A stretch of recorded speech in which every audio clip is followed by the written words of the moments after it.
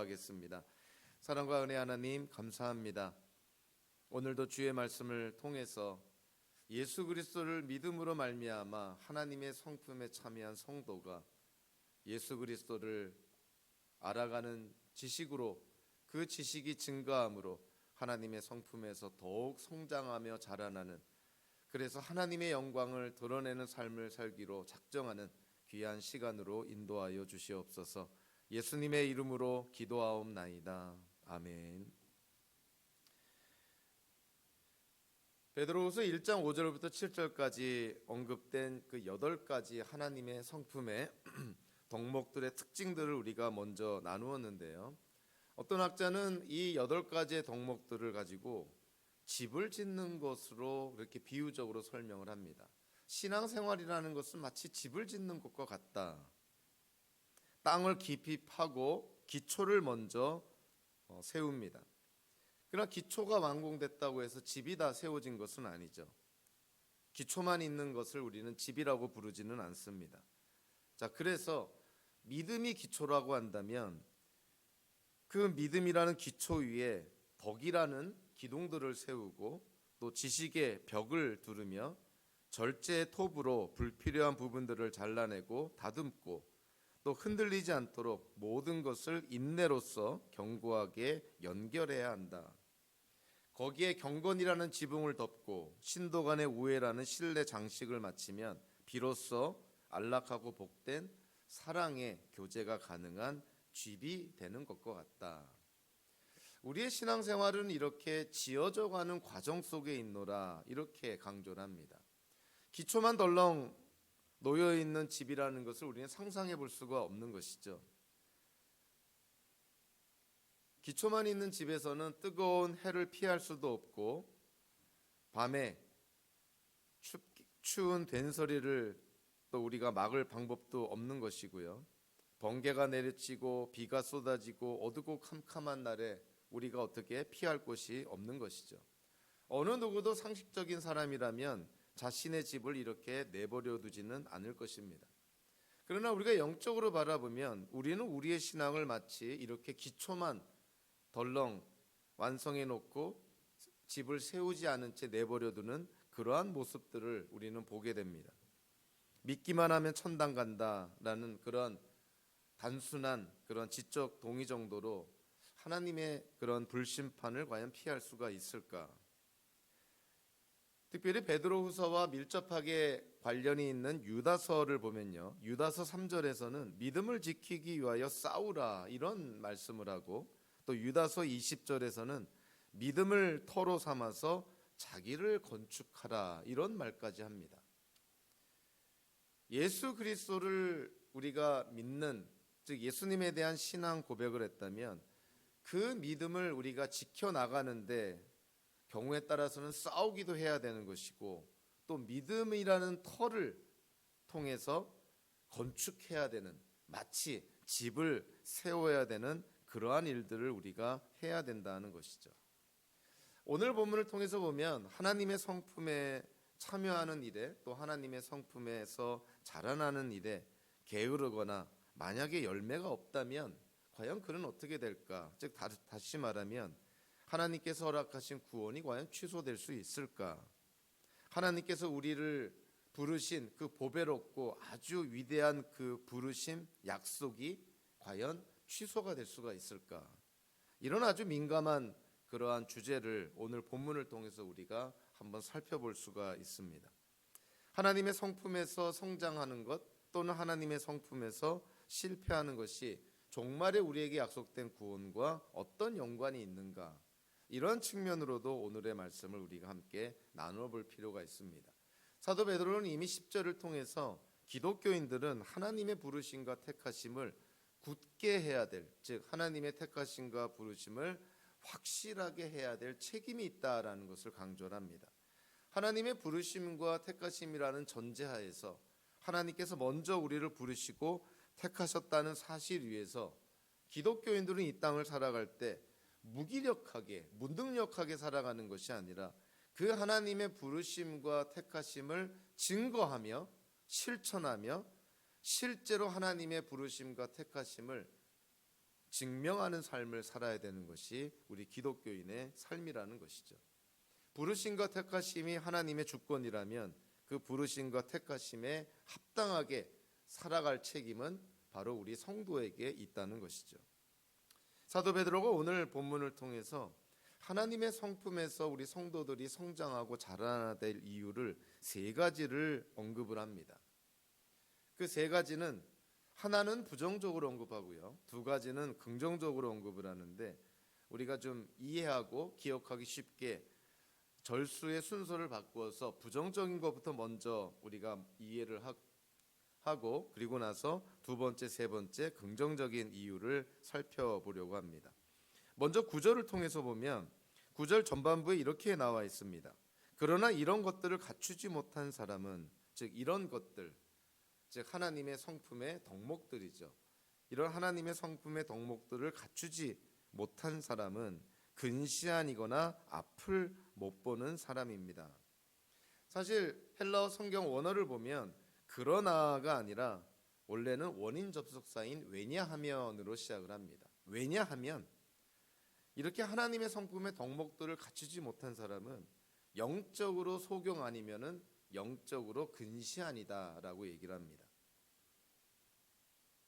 근시안이거나 앞을 못 보는 소경은 공통점이 뭐냐면은 앞에 있는 것을 볼 수가 없는 것이고 더 나아가 멀리 있는 것을 볼 수가 없다는 것이죠.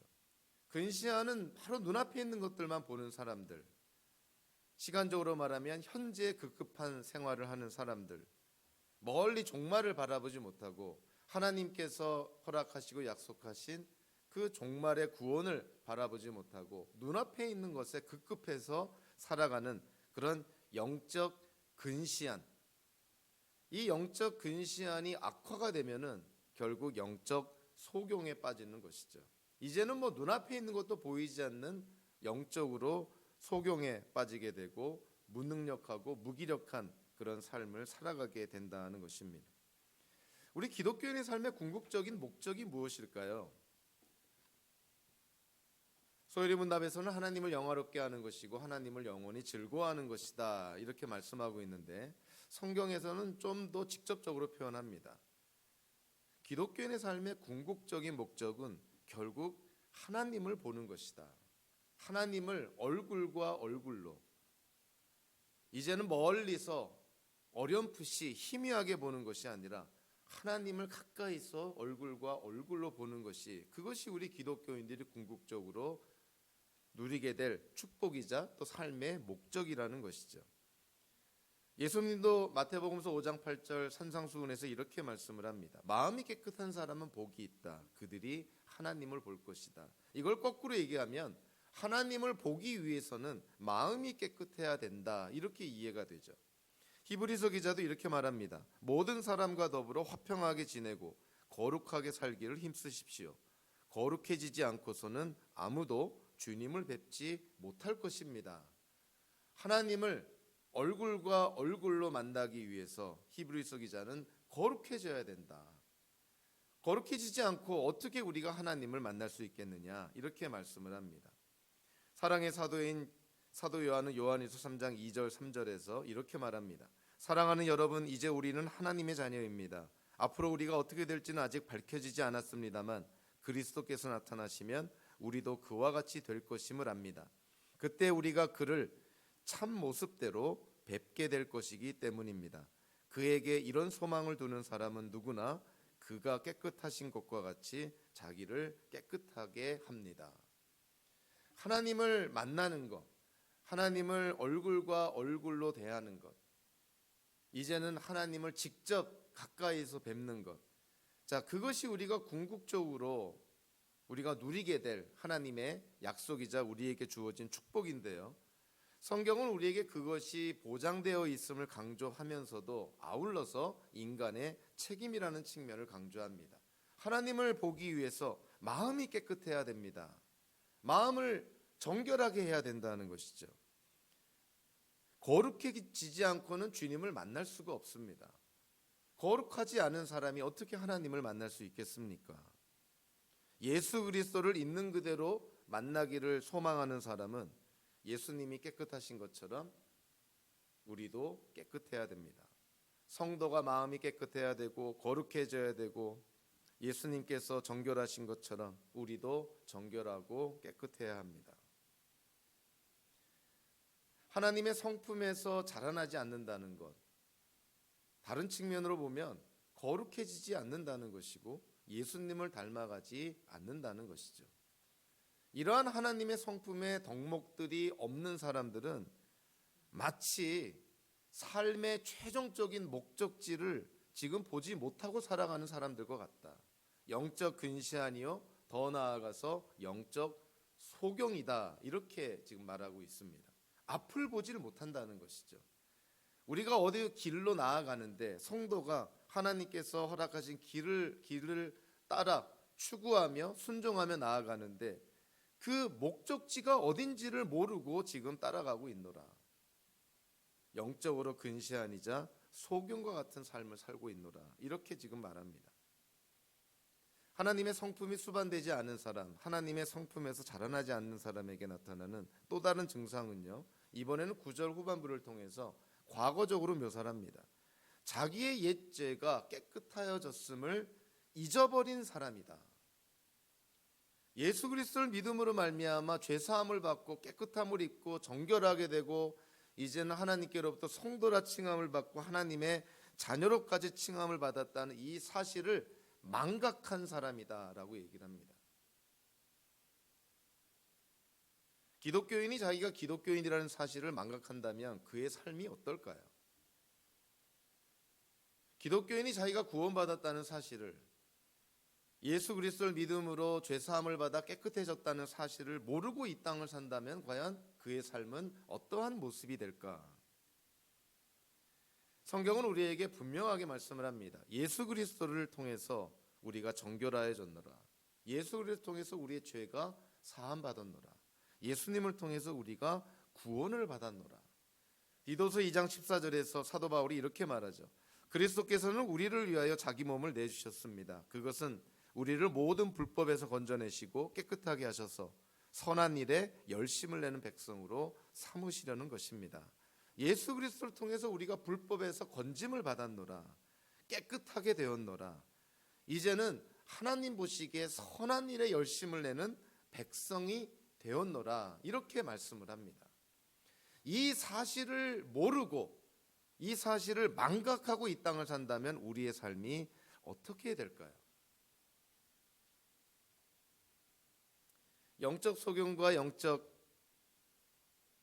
근시안 또는 하나님께서 과거에 베풀어 주신 이러한 축복을 망각을 했을 때 우리는 어떠한 상황이 될까? 이렇게 비유적으로 설명이 가능합니다. 어떤 사람이 여행을 떠났는데 여행 중에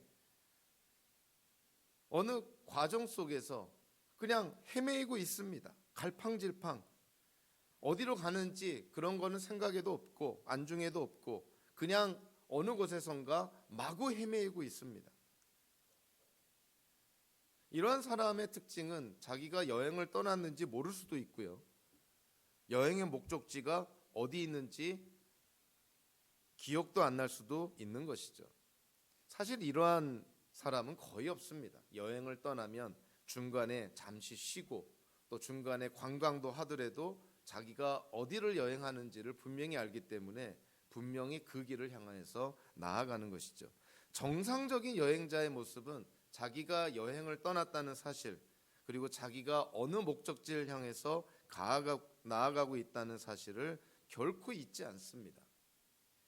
근데 영적으로 바라보면 적지 않은 기독교인들이 자기가 구원을 받았다는 사실도 망각하고 현재의 삶이 궁극적으로 어디를 향해야 되는지도 망각하고 그냥 이 땅에서 눈에 보이는 것들에 현혹이 되어서 그저 현실에 급급해서 이 세상의 가치관, 세속적인 가치관에 급급해서 마치 여행 중에 막 헤매이는 것처럼 방황하는 것처럼 그렇게 살아가는 경우가 얼마나 많은지 모릅니다. 그래서 우리는 우리의 출발점을 분명하게 인식을 해야 되는 것이죠. 우리가 누군지를 알아야 되는 것이죠. 그리고 우리가 궁극적으로 어디를 향해 나아가는지 또 궁극적으로 어떠한 목적지를 향하여 나아가는지를 우리가 알아야 된다는 것이죠. 그래서 과거와 미래를 분명하게 우리가 인식을 할 때 현재를 바르게 살아갈 수가 있다는 것입니다. 거꾸로 말하면 현재는 과거와 미래를 이어줍니다. 구원의 과정 속에서 성화의 과정은 우리가 의롭게 되었다는 칭의와 미래에 영화롭게 된다는 영화를 확인시켜주는 것이 성화의 과정입니다. 우리가 이 땅을 거룩하게 산다는 것은 우리가 의롭게 되었다는 것을 확인해주고 미래에 우리가 영화롭게 된다는 것을 다시 한번 확증해 주는 것이죠. 그래서 현재 우리의 삶은 우리가 어떤 존재로 부름을 받았는지, 그리고 미래에 우리가 어떠한 존재가 될 건지를 우리에게 알려주는 지표라는 것이에요. 현재를 아무렇게나 살아도 상관없습니다.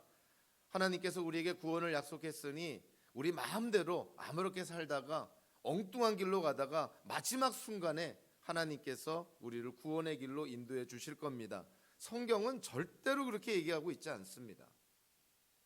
하나님께서 우리를 부르셨으면, 그리고 하나님께서 우리를 어디로, 어떠한 목적지로 우리를 이끌어 주신지를 안다면, 출발점과 목적지를 안다면 그 가는 과정도 정해져 있는 것이죠. 우리가 하나님의 은혜로 의롭게 되었다면 하나님께서 약속하신 대로 구원과 영생을, 하나님의 나라에서 하나님과 함께 영생을 누린다면 그 가는 길은 마찬가지로 하나님께서 정해놓으신 길이에요. 그 길을 우리가 따라가야 되노라. 사도 베드로는 이 거짓 교사들의 그런 어떤 거짓 교리와 영적인 공격에 이 공동체가 이겨내기 위해서 교회를 구성하는 성도들 한 사람 한 사람이 하나님의 성품에서 성장해야 됩니다. 하나님의 성품의 덕목들에서 자라나야 됩니다. 성화되어야 됩니다. 거룩한 삶을 살아야 됩니다. 예수 그리스도를 닮아가는 삶을 살아야 됩니다. 하나님의 형상을 회복해야 됩니다. 그것이 선택적인 것이 아니라는 것이에요. 하나님께서 우리에게 생명을 주셨으면 생명력 있는 삶을 사는 것은 당연하다는 것이죠. 생명이 없이 죽어있는 듯한 삶을 살면서 나에게 생명이 있다고 얘기할 수 없다는 것이에요. 하나님의 성품에서 성장해야 되는 두 번째, 세 번째 이유는 사도 베드로가 8절과 10절, 11절을 통해서 긍정적으로 묘사합니다. 먼저 8절을 통해서 사도 베드로가 하나님의 성품에서 성장한다면, 하나님의 성품의 덕목들이 자라난다면 8절에서 우리는 결코 게으르거나 열매를 맺지 못하는 사람이 되지 않을 것입니다. 다르게 말하면 하나님의 성품에서 우리가 성장하고 자라난다면 우리는 보다 활동적이고 적극적인 삶을 살게 될 것이고, 또 우리의 삶 속에서 많은 열매들을 맺게 될 것입니다.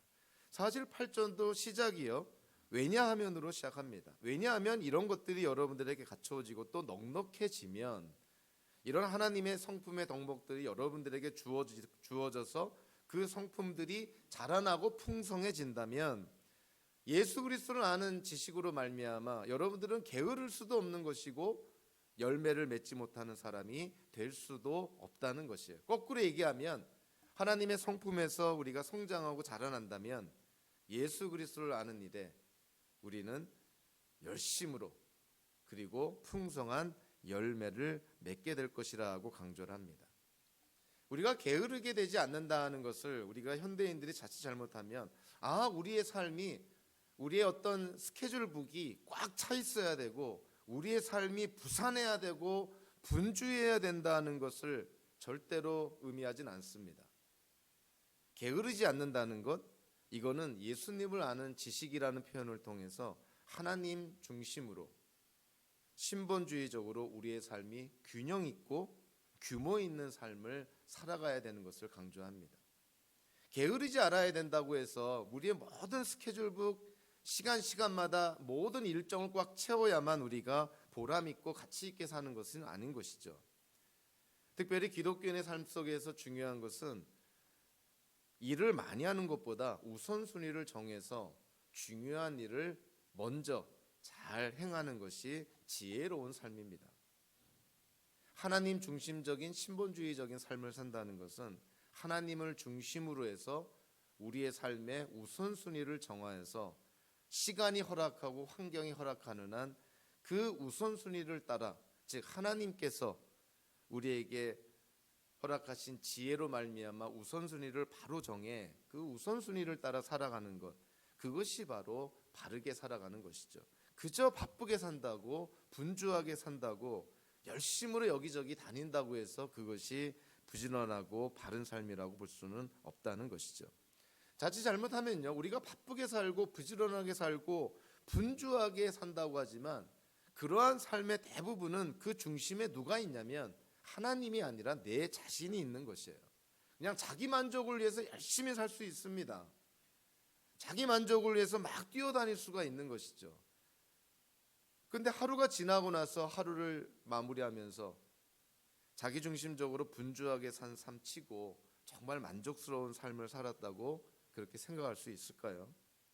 뭔지 허전한 마음이 있지 않습니까? 열심히는 사는 것 같은데, 분주하게 산 것 같은데, 시간 쪼개서 뭔가 열심히 한 것 같은데, 그것이 내 중심적이고 내 만족을 위한 것이라면 뭔지 모르게 허전하고 허탄한 데가 있는 것이에요.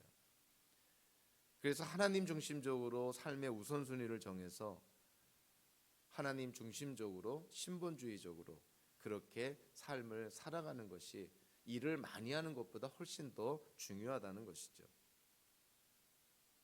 베드로는 우리가 하나님의 성품에서 성장하면 게으르지 않을 뿐만이 아니라 열매를 많이 맺게 된다. 열매 맺지 않는 사람이 되지 않을 것이다. 이렇게 얘기를 합니다. 우리는 열매를 맺는다 그러면은 어떤 행위를 생각할 수가 있습니다. 물론 행위도 뒤따라야 되고요. 우리의 행동도 분명히 요구되는 부분이 있는 것이죠.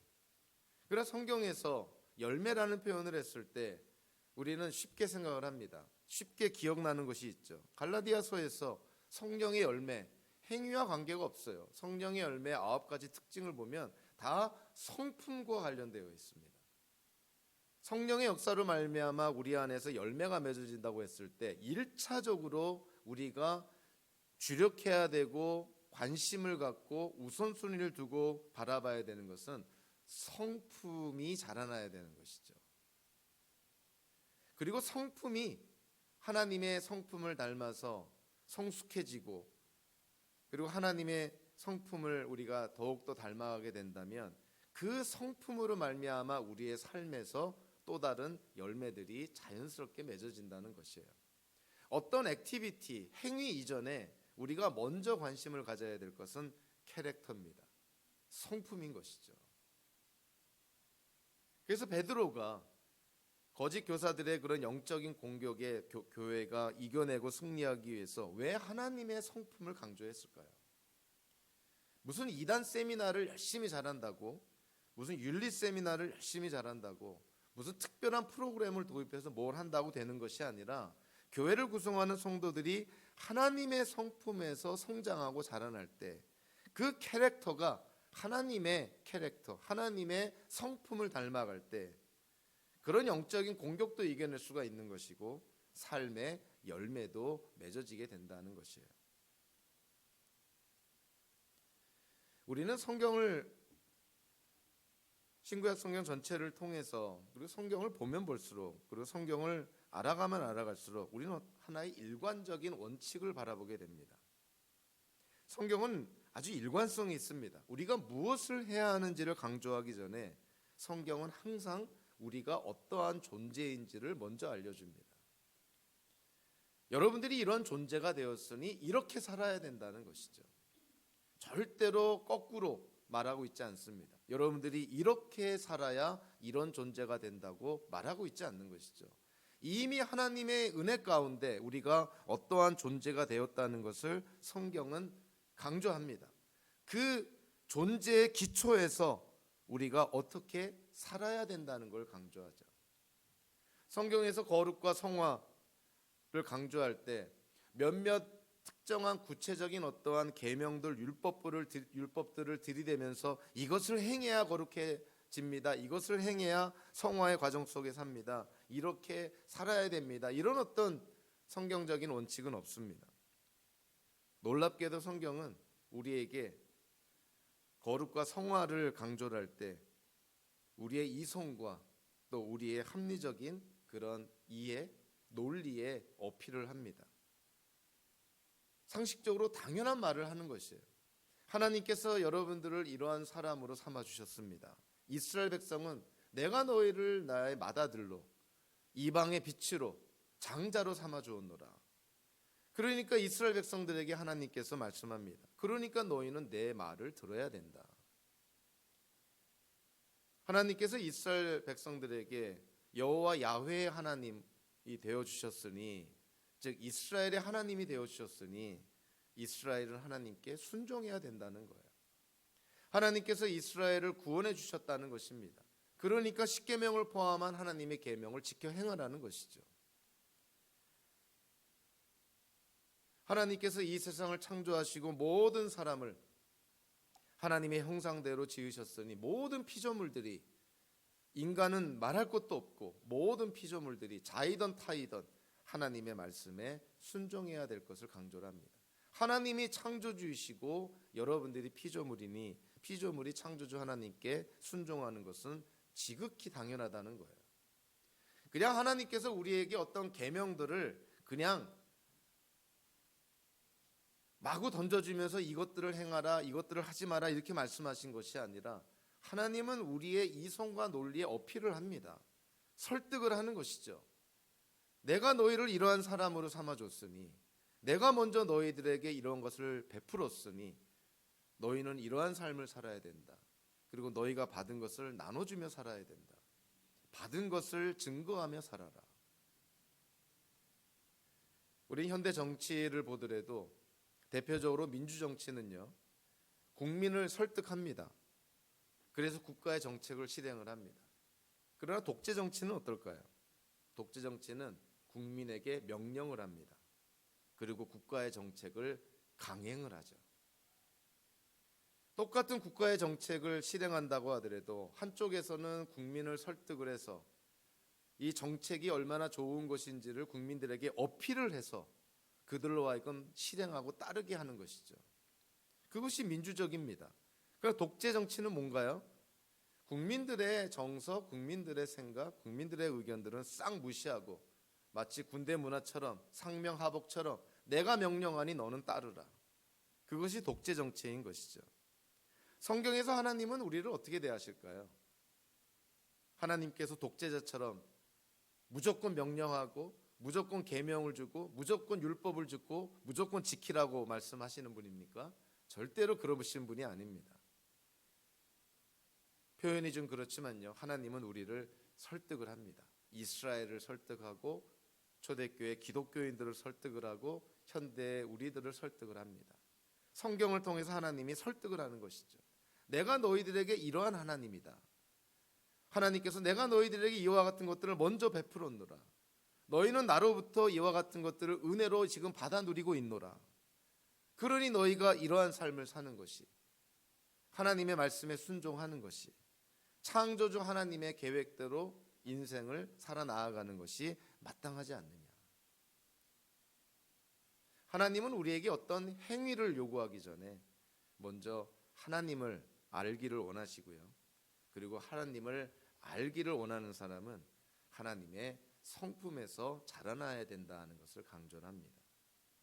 사도 베드로가 오늘 본문에서 하나님의 성품에서 자라나는 중요한 그런 긍정적인 이유가 우리가 이 땅을 살면서 바르게 최선을 다해서 능동적으로 열심으로 살기 위함이고 또 우리의 삶 속에서 열매를 맺기 위함입니다. 그러면서 이제 두 번째이자 세 번째 그 마지막 이유를 10절과 11절에서 언급을 합니다. 10절 전반부에서 사도 베드로가 이렇게 말하죠. 여러분이 부르심을 받은 것, 택하심을 받은 것을 굳게 하십시오. 하나님께서 여러분을 부르시고 택했습니다. 그 하나님의 부르심과 택하심을 여러분들이 하나님의 성품에서 성장하고 자라남으로 말미암아 하나님께로부터 부름받고 택함받았다는 것을 굳게 하십시오.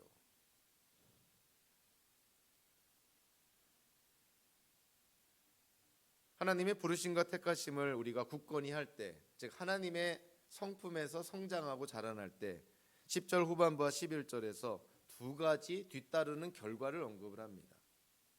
어찌 보면은 또 다른 이유가 되는 것이죠. 우리가 하나님의 성품에서 자라나야 되는 이유.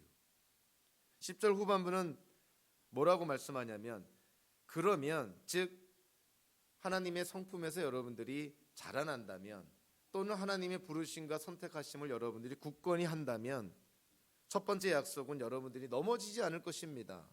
그저 실족하지 않을 것이다, 죄를 짓지 않을 것이다, 이런 의미가 아니라 종말의 구원에 실패하지 않을 것입니다. 즉 여러분들은 하나님께서 약속하신 종말의 구원을 반드시 받아 누리게 될 것입니다.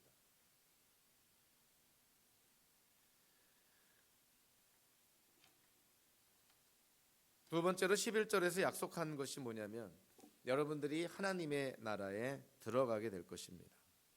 사실은 같은 의미죠. 종말의 구원을 받게 될 것입니다. 그리고 하나님의 나라에 들어가게 될 것입니다. 사실은 같은 의미입니다. 그럼에도 불구하고 구분돼서 표현한 데에는 또 그 나름대로 이유가 있는 것이죠. 사실 11절은 우리가 좀 한글 번역 성경뿐만이 아니라 특별히 헬라어 성경을 좀 비교해서 이해할 필요가 있습니다.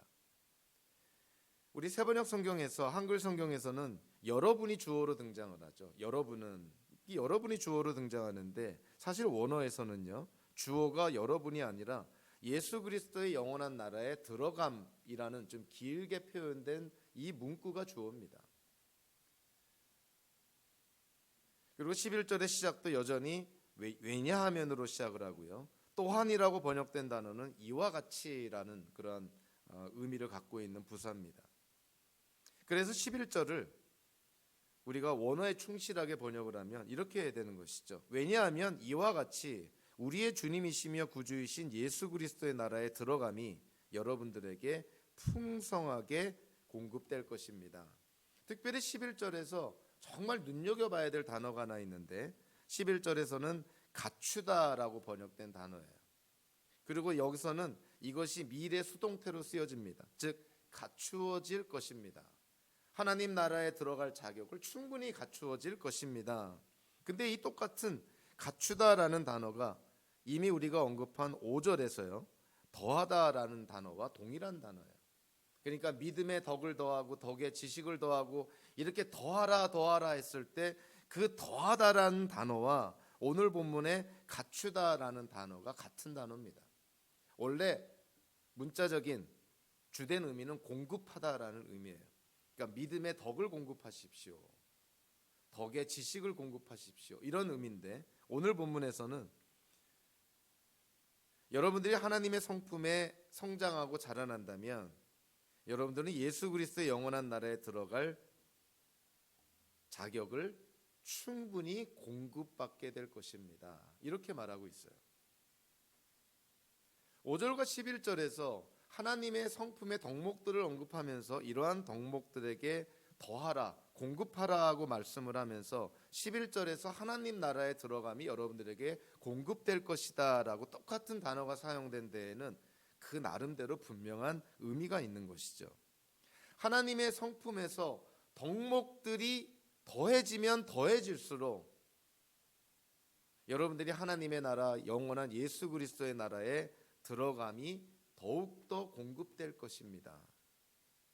어찌 보면은 하나님 나라에 들어감이 결국 우리가 하나님 성품의 덕목들을 얼마나 성장하고 자라나느냐, 거기에 따른 것이 아닌가.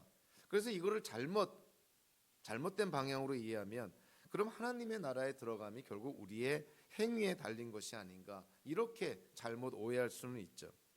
그러나 베드로후서 1장이라는 문맥을 통해서 보면, 특별히 1장 10절에 보면 가장 전제된 것이 뭐냐면, 가장 근원이 됐던 게 뭐냐면 하나님의 부르심과 택하심이에요.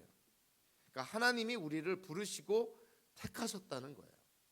이 하나님의 부르심과 택하심이라는 전제하에서, 이 기초 위에서 우리가 하나님의 성품에서 자라나면 자라날수록 예수 그리스도의 영원한 나라에 들어갈 충분한 자격이 우리에게 공급될 것입니다. 이렇게 사도 베드로가 말하고 있는 것이에요.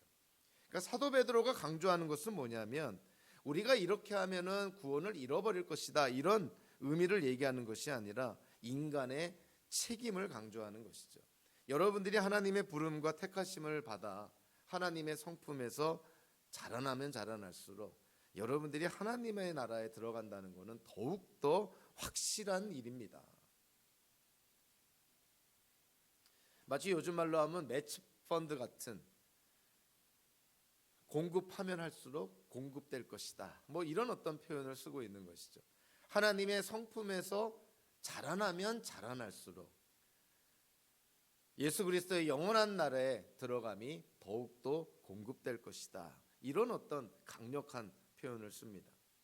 특별히 11절에서 예수 그리스도의 나라라고 표현된 하나님의 나라에 세 가지 특징이 있음을 우리가 눈여겨볼 필요가 있습니다. 이 하나님의 나라, 우리가 결국은 예수 그리스도를 믿음으로 말미암아 우리가 지금 하나님의 나라 안에 있는데, 예수님께서 이 땅에 다시 오실 때, 재림하실 때 우리는 이 땅에 완전하게 임할 하나님의 나라 안에서 하나님과 영생을 누리게 된다는 것인데요, 이미 임했지만 아직 완성이 되지 않은 그런 하나님의 나라의 속성이 있습니다.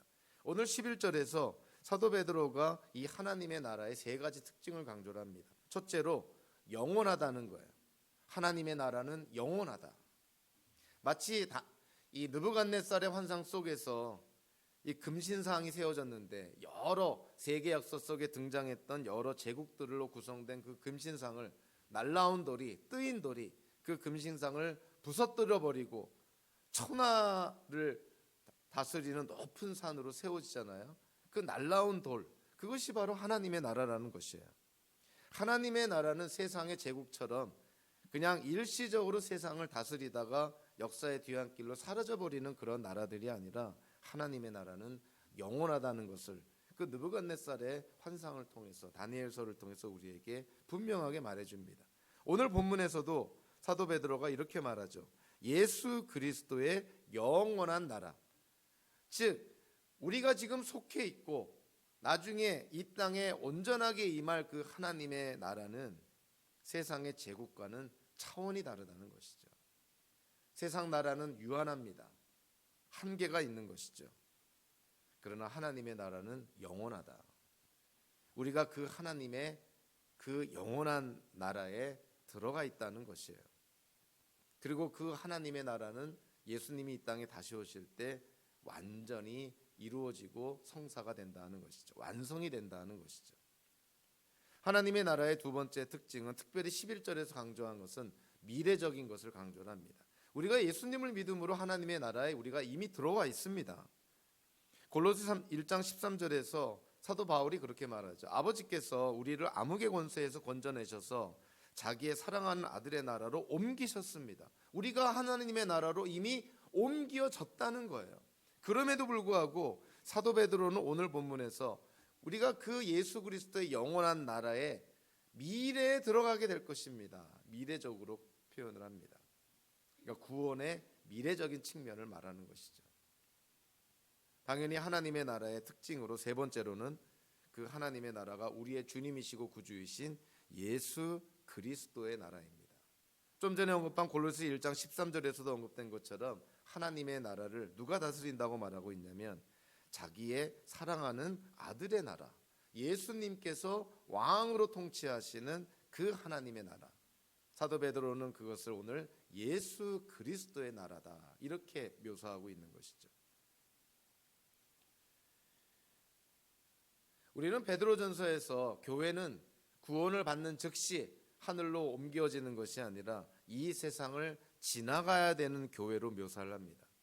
예수님께서 십자가와 부활과 영광의 길을 가신 것처럼 교회도 그 길을 따라야 되는 것이고요. 예수님께서 이 땅에 오셔서 제사장의 역할을 감당했던 것처럼 교회도 제사장의 역할을 감당해야 됩니다. 그래서 이 적대적인 세상에서 교회가 이와 같은 예수님께서 가신 길을 따라 나가려고 하니 그 예수님께서 가신 길을 따라 나가는 그 길이라는 것은 결코 녹록치 않고 쉽지 않은 길이라는 것이죠. 그래서 교회가 무장을 해야 됩니다. 교회가 준비가 돼야 되는 것이죠. 사도 베드로는 그 준비를 어떻게 하라는 것이에요? 모든 성도들이 하나님의 성품에서 자라나야 된다. 교회 건물이 커져야 된다. 교회가 규모가 있어야 된다. 재정이 더 많아져야 된다. 사역의 수가 많아져야 된다. 교인 수가 많아져야 된다. 이거를 얘기하고 있지 않습니다.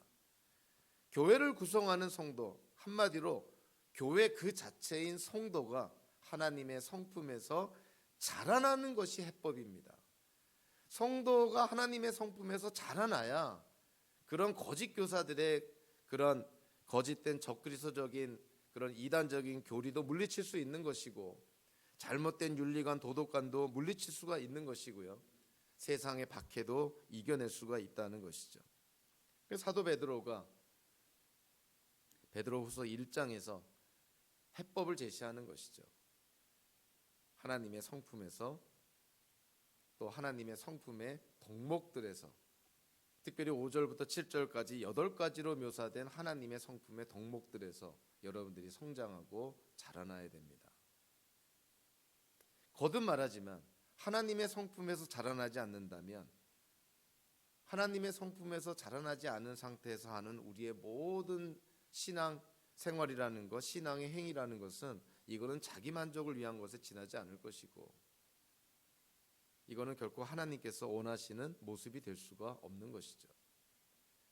그래서 우리가 교회든 교회 밖이든 또 신앙생활이든 일상생활이든 또 교회든 또 모든 일에 우리가 하는 모든 일들을 통해서 우리의 성품이 성장하고 자라나지 않는다면 우리가 분명하게 우리 자신을 돌아보고 성찰해 볼 필요가 있어요. 무엇이 문제가 되어서 우리가 부지런히 사는데, 열심히 하는데 왜 하나님의 성품에서 자라나지 않는 것일까? 저는 오늘 본문을 말씀을 보면서 성경 전체랑 한번 연결을 시켜봤습니다. 하나님께서 세상을 창조하실 때 인간만 하나님의 형상대로 창조하십니다. 다르게 말하면 피조물 가운데 인간만 하나님의 속성을 받아서 창조가 되었다는 것이죠. 물론 우리가 신학적으로 하나님의 속성도 우리가 하나님과 공유할 수 있는 속성이 있고 절대로 공유할 수 없는 비공유적 속성이 있는 것을 잘 압니다. 그럼에도 우리는 하나님께로부터 공유하는 속성을 많이 받았죠. 쉽게 말하면 피조물 가운데 인간만 유일하게 인격체로 지음을 받았다는 것이에요. 베드로 후서의 표현대로 한다면 하나님의 형상대로 창조된 것, 하나님의 속성을 받은 것, 베드로 후서에서는 뭐라고 표현합니까? 하나님의 성품에 참여하게 된 것. 인간은 창조가 될 때 하나님의 성품에 참여하는 피조물이 된 것이에요. 피조물 가운데 유일하게 하나님의 속성을 받은 것이 인간입니다. 즉 하나님의 성품에 참여하게 된 유일한 피조물이 인간이라는 것이죠. 그래서 사람만 인격체로 하나님의 성품에 참여하는 피조물로 지음을 받습니다. 자, 문제는 인간의 타락으로 말미암아, 죄로 말미암아 하나님의 속성이, 그리고 하나님의, 우리 안에 있는 하나님의 성품이 다 오염되고 부패되고 타락되고 말았다는 것이죠. 그래서 사도 베드로가 베드로후서 1장 4절에서 우리가 이 초대교회 기독교인들에게 여러분들이 하나님의 성품에 참여하는 사람이 되었다고 했을 때, 그것은 그들이 처음으로 하나님의 성품에 참여하는 사람이 되었다는 의미보다는 오염되고 타락한 하나님의 성품에서 이제 회복할 수 있는 사람이 되었노라.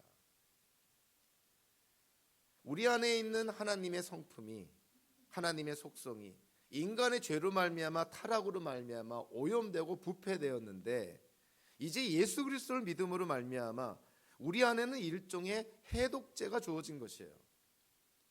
예수님을 믿음으로 말미암아 오염되고 타락한 하나님의 성품이 이제 회복될 수가 있게 되었다는 거예요. 여러분들이 하나님의 성품에 참여하는 사람이 되었다는 것은 여러분들이 하나님의 성품에서 회복될 수 있는 사람이 되었습니다. 일종의 영적 해독제를 받은 사람들입니다. 일종의 해독제를 주입이 된 하나님의 성품이 이제 회복이 될 수 있도록 하나님께 부름받은 기독교인들, 자, 그들 안에 하나님의 성품이 회복되어 가는 것, 그들 안에 하나님의 성품이 성장하고 자라나는 것, 이것은 자연스러운 결과일까요?